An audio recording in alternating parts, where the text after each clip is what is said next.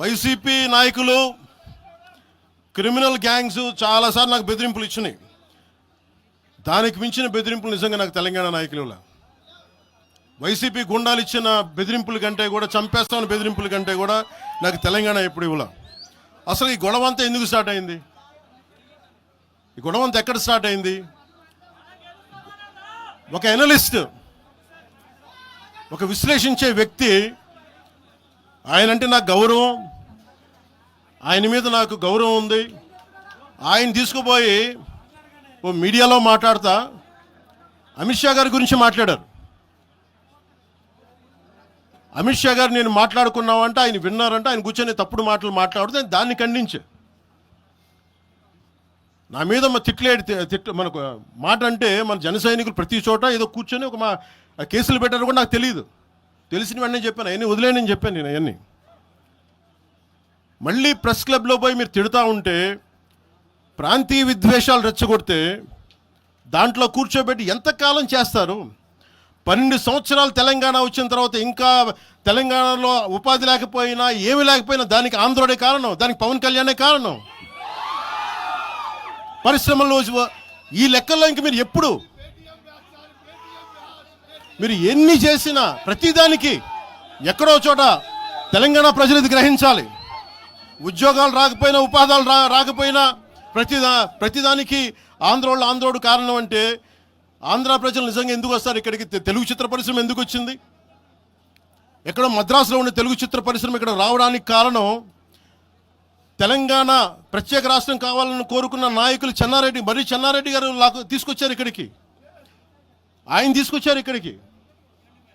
50 సంవత్సరాలు కలిసి ఉన్న రాజధాని ఇక్కడ సడన్గా పోయి మీరు ఇక్కడ రాకూడదు అని కొంతమంది నాయకులు, తెలంగాణ ప్రజలు వేరు. నేను మొదటి రోజు నుంచి చెప్తా ఉన్నా, పాలకులు వేరు, ప్రజలు వేరు. తెలంగాణకి అన్యాయం చేసిన పాలకుల్ని, దాంట్లో పవన్ కళ్యాణ్ కూడా వాడిని కూడా ఉరిదీసాను పర్లా.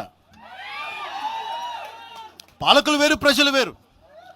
మీరు పాలకులను తిట్టుకున్న ప్రజలను తిడితే, విద్వేషాలు రెచ్చగొడితే ఈ దేశం ఎటుపోద్ది? సూరత్లో తెలుగు ప్రజలు ఉన్నారు. రేపు వచ్చిన గుజరాతీ మనుషులందరూ గుజరాతీస్ అందరూ కూర్చొని తెలుగు వాళ్ళు ఇక్కడ ఉండకూడదంటే కుదురుద్ది అక్కడ? నాందేడ్లో ఉన్న తెలుగు వాళ్ళు, షోలాపూర్లో ఉన్న మన తెలంగాణ తెలుగు వాళ్ళు అందరూ కూర్చోబెట్టి మా మహారాష్ట్రీయులు తిరగబెడితే ఏమవుద్ది? దేశం నిలబడద్దా? దేశం ఒకటిగా ఉంటుందా?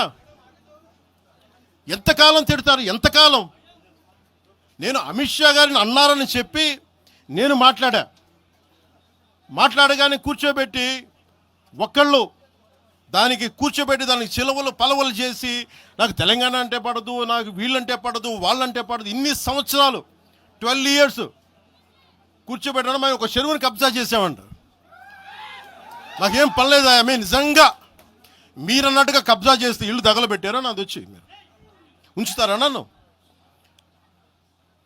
ఒక్కొక్కళ్ళు కూర్చోబెట్టి 111 జీవోలు ఏమేం చేశారు అటు చూసిపోండి, అటు చూడండి. నిజంగా ఈ రోజున తెలంగాణ రాష్ట్ర ముఖ్యమంత్రి గారికి చెప్తున్నా, రేవంత్ రెడ్డి గారికి చెప్తున్నా, ఆయనంటే నాకు ఇష్టం, ఆయనంటే గౌరవం నాకు. కానీ వారికే నేను చెప్తా ఉన్నా, తెలంగాణ ప్రభుత్వానికే చెప్తున్నా, పవన్ కళ్యాణ్ గనుక ఆ చెరువుని ఒక చెరువును ఆక్యుపై చేసుకున్నాడు అంటే సంతోషంగా చెప్తున్నా, ఈ రోజున తెలంగాణ ప్రభుత్వానికి రాసి ఇచ్చేస్తున్నారు. అలాగే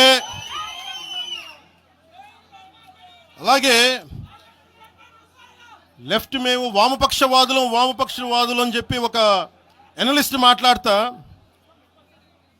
ఇది ఎలా ఉంటుందంటే, ప్రపంచ కార్మికులారా ఏకం కండి అని చెప్పే వామపక్ష భావజాలం ఈ రోజున ప్రాంతీయతకు వచ్చింది. ఆ వామపక్ష భావజాలం చెప్పే వ్యక్తి అనలిస్ట్ ప్రకారం ప్రపంచ కార్మికులారా ఏకం కండి చెప్పే వామపక్ష భావజాలం ఈరోజు ఎక్కడికి వచ్చింది? ఆయన చెప్పిన విధానం ప్రకారం ప్రాంతీయతకు వచ్చింది.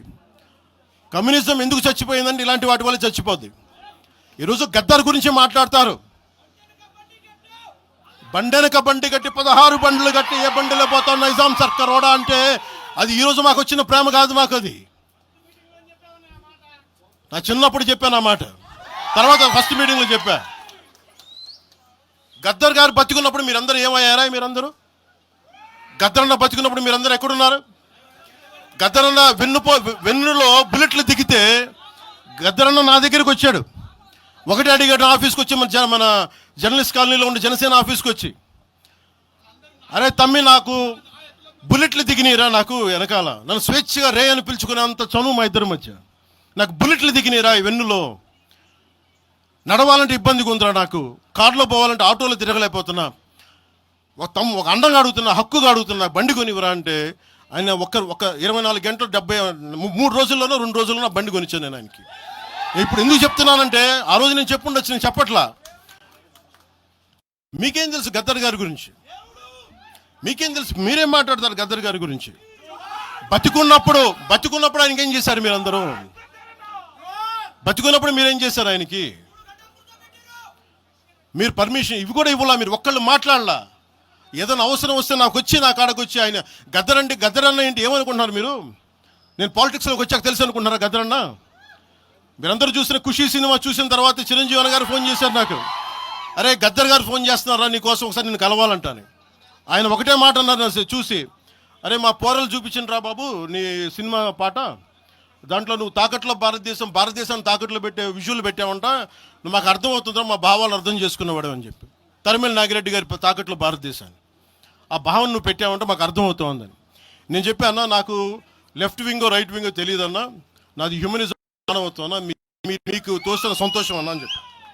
ఆ రోజు నుంచి ఆయన చనిపోయేదాకా, ఆయన అంతిమ గడియల వరకు ఆయన హాస్పిటల్లో ఉంటే వెళ్ళి కూర్చొని, అన్నా మీకు ఏం కావాలి చెప్పండి అంటే, ఏం వద్దురా తమ్మి, తెలంగాణ యువతకి కానీ ఆంధ్ర యువతకి కానీ భారతదేశంలో యువతకి భవిష్యత్తు వాళ్ళదని చెప్పు. ఆయన నాకు రాసిస్తే, ఆయన నాకు ఒక లెటర్ రాసిస్తే నేను అది కూడా బయట పెట్టలా. ఆయనే ఒక ఆడియో ఫైల్ చేసి, నేను దాన్ని కూడా కూర్చొని చెప్పలా, ఆడియో ఫైల్ చేసి ఆయన ఒక చిన్న ఛానల్కి రిలీజ్ చేసి అది బయటకు వచ్చింది. మీరు కూర్చోబెట్టి తెలంగాణ గురించి అని మాట్లాడతారు. నేను నిజంగా ఎంత కమిట్మెంట్ లేకపోతే కొండగొట్టు ఆంజనేయుడికి నేను 30 కోట్లు టీటీడీ నుంచి చెప్పిస్తాం మేము. ₹1 కోటి ఎందుకు మా కూర్చోబెట్టి తెలంగాణ ప్రభుత్వానికి ఇస్తాం? ఆపదలో ఉన్నప్పుడు, విపత్తుల్లో ఉన్నప్పుడు మీరు మాట్లాడి, మీరు ఈరోజు మాట్లాడుతూ ఉన్నారు, బెదిరిస్తున్నారు. ఒకటే చెప్తా ఉన్నా, ఇక్కడున్న నాయకులందరూ కూడా, మా శంకర్ గౌడ్ గారి దగ్గర నుంచి ఇక్కడున్న నాయకులు పేరున సంపత్ నాయక్ కానీ సాగర్ గారు కానీ వీళ్ళందరూ కూడా మీరు బెదిరిస్తూ ఉంటే మేము భయపడి, సారు మీ కాలు మొక్తా సారు, మీ బాంచన్ సారు అని అంత భయాలు ఉన్నాం. మేము వాళ్ళమే కాదమ్మా. ఇక్కడ మేము ఒకటే చెప్తా ఉన్నా, వైఎస్ రాజశేఖర రెడ్డి గారు బతికున్నప్పుడు ఆ రోజు మీ గొంతులు ఏమైనాయా? ఆ రోజున మీ అందరి గొంతు తెరిచారా మీరు? ఆ రోజున తెలంగాణ గురించి వీళ్ళు మాట్లాడుతూ ఉంటే ఒకటే చెప్తా ఉన్నా, యువరాజ్యం పెట్టిన తర్వాత మొట్టమొదటిసారి నా మీద కేసు పెట్టి పోలీస్ స్టేషన్లో కూర్చోబెట్టింది తెలంగాణ భీమరావు బాడా కోసం. దానికోసం తెలంగాణ మీద మొదటి కేసు నాకు తెలంగాణలోనే పడింది. కూర్చోబెట్టి మీరు అందరూ కూర్చోబెట్టి, ఆ రోజు ఒక్కళ్ళు ఏమయ్యారు? ఈరోజు మీరు బెదిరిస్తూ ఉన్నారు, బయటకు వస్తే దాడులు చేస్తారు. మాకు దాడులు కొత్త అనుకున్నారా? మాకు మీరు మహబూబ్ నగర్లో మన కాంగ్రెస్ నాయకులు కూలిస్తే స్టేజే కూల్చేశారు మీరు. మాకు కార్లు అడ్డం పెట్టి మమ్మీ దాడులు చేయడం, ఇవన్నీ తట్టుకొని ఇచ్చాం మేము. ఖమ్మంలో మీరు దాడులు చేశారు ఆ టైంలో, అప్పుడున్న కాంగ్రెస్ ప్రభుత్వం. ఈరోజు మాకు కొత్త అనుకుంటున్నారా ఇవన్నీ? మీరు చేసే ఈ తాటాకు చప్పుళ్ళకి బెదిరేది కాదు జనసేన, గుర్తుపెట్టుకోండి.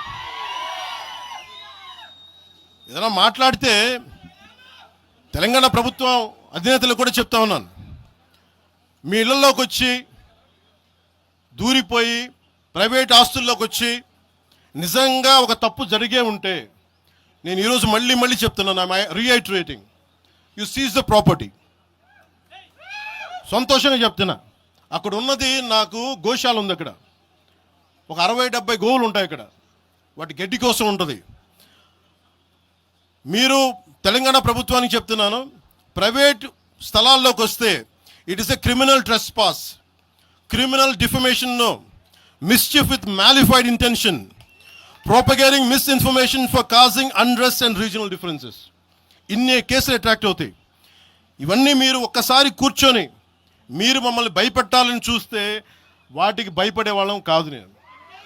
మీరు ప్రతి చోట మీరు రీజనల్గా ప్రతిసారి పట్టుకొస్తే ఇక్కడున్న జర్నలిస్టులో కానీ ఐఏఎస్ ఐపీఎస్లో కానీ అన్ని జాతులు ఉన్నాయి, అన్ని కులాలు ఉన్నాయి. ఒక్క ప్రాంతానికి చెందిన వాళ్ళు లేరు ఈ భారతదేశంలో. నిజంగా కూర్చోబెట్టి తెలంగాణకు ద్రోహం చేస్తే మొట్టమొదటి గొంతు లేపే జనసేన లేకపోతే. ఆ రోజు మీరందరూ మర్చిపోయారేమో, మేము లేపా గొంతులు.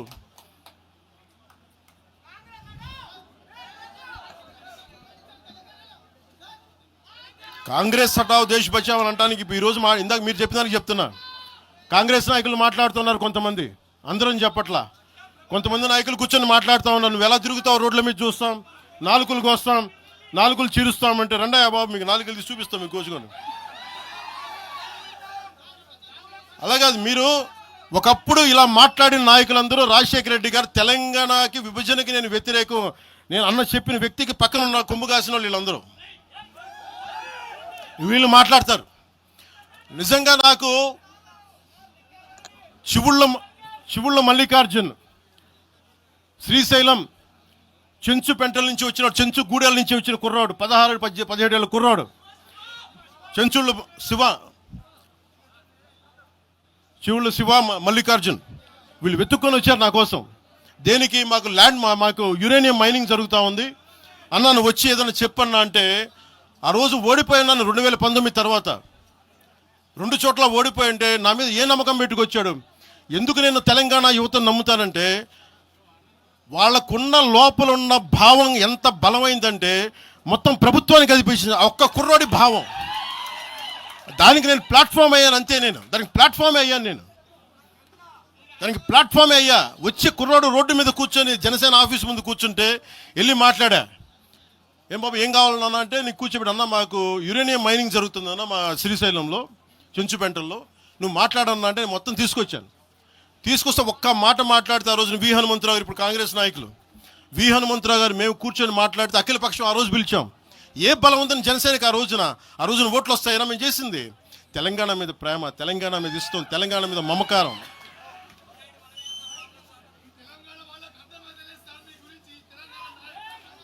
తెలంగాణ ప్రజలు వేరు, తెలంగాణలోని కొద్దిమంది